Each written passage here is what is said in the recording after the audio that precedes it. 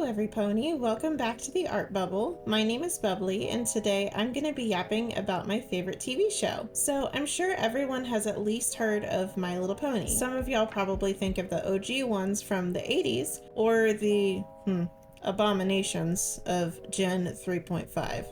Yikes. But I think most people my age and younger think of Lauren Faust's beautiful creation called My Little Pony: Friendship is Magic. I'm going to be talking about My Little Pony: Friendship is Magic because this show genuinely saved my life. I know, that's a big claim, but let me explain. So to give a little bit of background, we have to set the scene. The year is 2013 and I was a freshman in high school. I was a pretty good student, active in marching band, and had a pretty good social life. But I was still feeling a little bit lonely. I had friends, but I had a feeling something was missing. Unfortunately, as a 15-year-old, I didn't really know what having a true friend was supposed to be like. I knew a lot of people in my band class, but I had moved around a few times before, so keeping friends was really difficult for me, especially since I couldn't keep in touch with anyone from where I used to live. It took me the entirety of my freshman year to get comfortable and make some genuinely close friends. I also had a good relationship with my parents and little brother. I loved them and hardly spoke bad about them to my friends.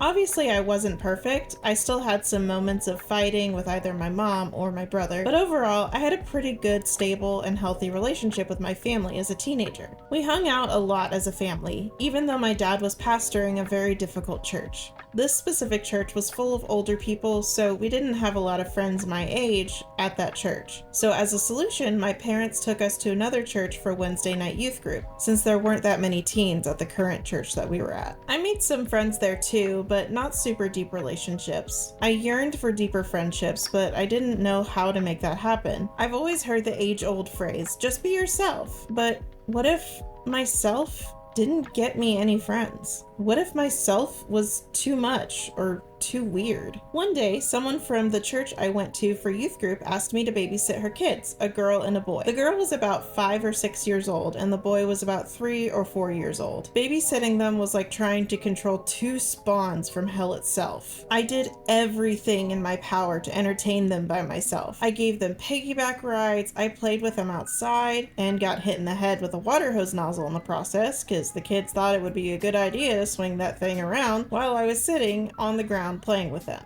So finally, after trying everything in my power to wear them out, I just needed a break. I felt so worn down. The house was a huge mess, mostly with toys, and it was causing a lot of anxiety for me, but I was too exhausted to pick them up. I remembered their mom telling me that they liked to watch the show My Little Pony, so out of desperation, hoping to get a moment of quiet, I put it on. The next episode that happened to be on was called Baby Cakes. I started it with mild indifference, thinking, it's just a kid's show. I'll just zone out while they watch it. But as the episode went on, I found myself more and more invested. Wait, this cute, peppy pink pony is struggling with babysitting too? Oh wow, I know how she's feeling. Wait, the unicorn baby can disappear? Oh my gosh, the baby Pegasus can fly? That is so insane. I'm glad these kids can't do that. The way the plot was building felt so real. And then when Pinkie Pie finally broke down, it felt like she was crying with me. The kids were playing with each other on the couch pillows, and I got to watch most of the episode relatively peacefully. That one episode brought me so much peace and levity to my situation. I immediately went home to begin watching the series. After the parents came back, of course. The first episode immediately hooked me because having to trap your sister in the moon because she turned evil? That is so heartbreaking. Oh my gosh, she gets redeemed? Princess Luna gets a second chance? That is so freaking cool. Usually most kids shows just defeat the evil villain and that's it. Celestia and Luna's reunion moved me so much that I was addicted to My Little Pony from that moment on. During the rest of my high school years, I drew lots of My Little Pony fan art. I learned how to draw horses from the little miniature horse figures that I had, and how to simplify their anatomy so I could draw the ponies more stylistically. I of course had the My Little Pony dolls from my childhood, so I used those as a reference too. I didn't just learn how to draw ponies though.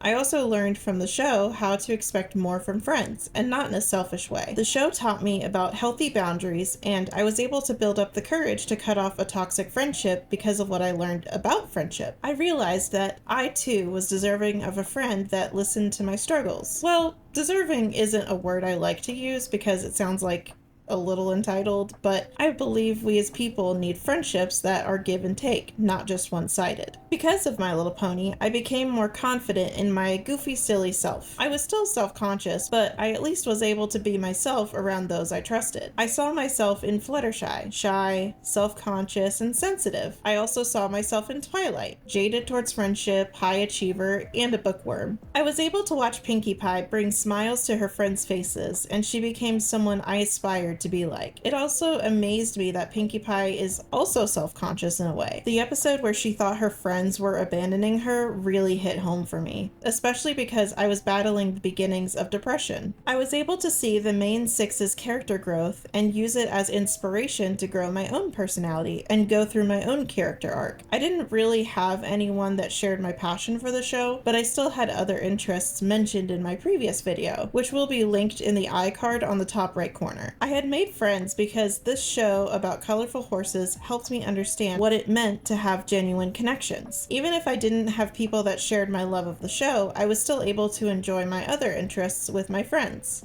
A little bit of a content warning. This next section mentions suicide and self-harm. Skip to this timestamp if you're uncomfortable with any of these mentioned. Flash forward to 2015, just before my senior year. Things had taken a sudden turn for the worse. I had to watch as the church my dad was pastoring voted to close their doors, leaving my dad jobless in that decision. In that one moment, our life had been completely turned upside down, and I had moved to a new place in Texas just before my senior year of high school started. By the time I graduated high school, which is a miracle in and of itself, I was depressed, nearly on the brink of wanting to take my life, and I was self-harming. I had so much depression and anxiety, I could barely function throughout a normal day because I would have panic attacks every morning before school and even on the weekends in the early hours of Sunday mornings. I felt so alone, and after 2 years of this, I was tired. My dad found a better pastoring job in Nebraska, so we started packing to move after being in Texas for only 2 years. I was sick of moving. I was so fed up. While packing, I demanded something from God.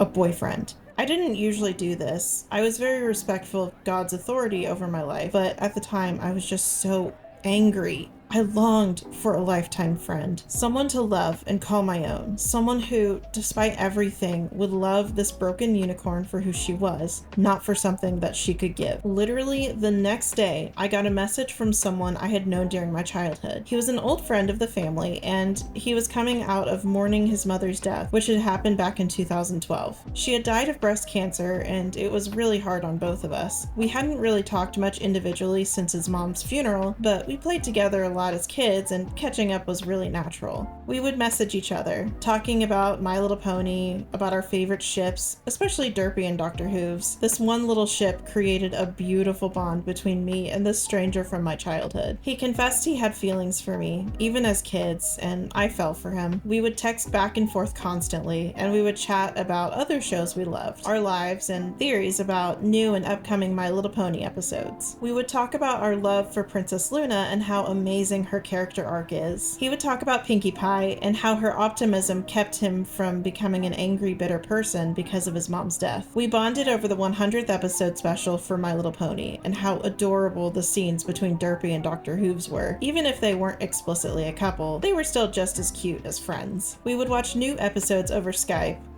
That ringtone still haunts me to this day, and geek out about new songs and plot developments. I would also help him create his own Pony-Sona OC, a dark charcoal gray unicorn whose magic takes the form of fire, so he couldn't pick up any flammable objects using regular unicorn magic. However, he uses his fire magic to inscribe things, basically burning words into the page. My Pony-Sona Bubbly is a little bit more basic, just a unicorn that likes to draw. I'll probably create some more lore later, but at the moment I'm just just keeping it simple. Our pony sonas have stayed pretty consistent throughout the years, and I still draw fan art of us to this day. I remember when I first drew his pony sona, he was so excited. I remember wanting to keep that feeling close to my heart for a long time. It's part of why I've been drawing ponies for so long. There are people who want so badly to bring their characters to life, and I have the ability to make that happen. That aspect of being able to draw really inspires me to keep going and keep pursuing art. Oh yeah, remember the man I met and bonded with over My Little Pony? We're married. We have been married for 4 years, and I'm still so in love with him. We had to be long distance for a majority of our relationship, so we built trust and a bond that transcends physical distance. Throughout my college years, he waited for me. He would make sacrifices to come and see me while I was in Nebraska, and I would fly out to see him in return. 1 week out of the year, I got to be with the man God gave me. It wasn't all sunshine and rainbows, though. We would argue about where I was going to go after college. Would I stay in Nebraska? No, he wanted me to come to him. So many nights begging to be close to him, and now I'm living the dream I wanted and prayed for so badly. God didn't just give me a boyfriend, he gave me my lifetime friend and partner. What was it that sparked this lifelong partnership? My Little Pony, a show about colorful horses, learning about friendship, and recording their findings. If you ever wondered if something so simple could really change your life,